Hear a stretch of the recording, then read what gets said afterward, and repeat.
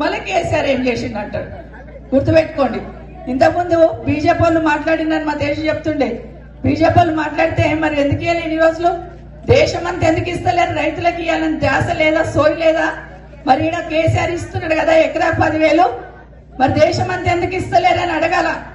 ఇక్కడనే ఇస్తున్నప్పుడు దేశం అంతా మీకెందుకు చాదనైతే లేదు? కేసీఆర్ 10 ఏళ్ళు ఇక్కడ ఎట్లున్నాడో 10 ఏళ్ల నుండి మోడీ కూడా ఉన్నారు కదా, మరి ఎందుకు ఇస్తలేడని అడగాల్సిన అవసరం ఉందా లేదా? గుర్తుపెట్టుకోండి. ఇంకో ఆయన వస్తున్నాడు. ఇంతకుముందు చెప్పిందిగా కాంగ్రెస్ వాళ్ళు, ఎప్పుడైనా చూసిండ్రు ఆయనను?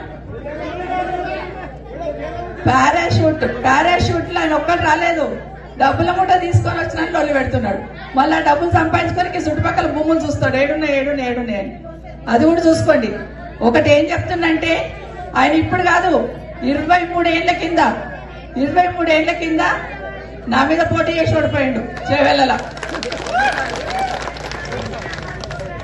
24 ఏళ్ల కింద మా ఆయన మీద పోటీ చేసి ఓడిపోయిండు. ఆడికి వెళ్ళి మేడ్చల్ పోయిండు. ఆడ ఓడిపోయి పత్తాకులేడు. మళ్ళా అక్కడ ఉన్న వాళ్ళని ఇడిచిపెట్టి వచ్చిండు. మళ్ళీ ఈడికి వచ్చిండు. ఈడ ఓడిపోతాడు, ఈడికెళ్ళి పత్తా లేకుండా వెళ్ళిపోతాడు మళ్ళా. అది మాత్రం పక్కా. ఎందుకంటే ఆయన ఏం చెప్తున్నాడు, నాకు ఇక్కడికి రావడం ఇష్టమే లేదు, నాకు పైకి వెళ్ళి ఢిల్లీకి వెళ్ళి పంపించిండు. ఇష్టం లేని ఎందుకు వేస్తాను ఓట్లు? అది గుర్తుపెట్టుకోండి. నాకు ఇష్టం లేదు, నాకు ఇక్కడికి నేను అడగలేదు, ఇక్కడ పోటీ చేస్తాని పైకి వెళ్ళి నాకు పంపించింది అంటుండు. ఇష్టం లేనోనికి ఏముంటా చూడు. మన మాటలు చెప్పాలంటే, ఇష్టం లేనని పెళ్లి చేస్తే ఏం చేస్తాడు?